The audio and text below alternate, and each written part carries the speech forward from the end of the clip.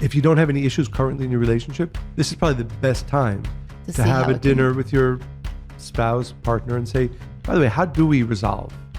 What is our communication process? And again, because I think so few couples have a healthy way of doing it, number one. And number two, it's difficult. I mean, I can talk about our relationship. We're blessed. We're married 24 years, and we for the most part have a very positive communication strategy. We work at you certainly always make sure that we talk about the smallest things to the biggest things. But I think the one thing you said, which is so important, that perseverance. It most likely will not go well if it's an important conversation the first time. And if it's an important conversation, it most likely won't go well the second time. And the question is, what is the commitment? I think, unfortunately, sometimes people aren't just that committed in a deep emotional way. So it's not even worth their effort and the emotional strain of trying once, twice, 3 times, 4 times to get that conversation right. The only thing I'd add to that, and I think that this is also what people expect their partner to do for them.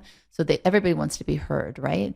But if they're not able to hear you for many different, it could be ego, but also it could be that you just don't see your point of view. They might be stressed. They might not have time. Right? It might be other things going on. But I think the importance here has to be that you as an individual, if you have something that you're really feeling, that you feel you want to say and you want to share and bring your partner in on, go back to yourself and say, okay, how can I say this in a different way? How can I get clear about what's going on in my mind, in my soul, in my heart to be able to better express it? Because I think often we expect our partner to help us get clear, or we expect them to just hear us automatically. And if you're not successful, like you said, don't shut down, don't give up, but really go back within and say, okay, am I really clear? Right. And once you get really clear, I feel that you'll be able to better articulate what it is that you desire in the relationship. I think that a lot of it also is people, of course, may love each other, but they might feel lonely in the relationship for an array of reasons. Maybe there's another child that's coming to the mix, or there's a more responsibility in the office,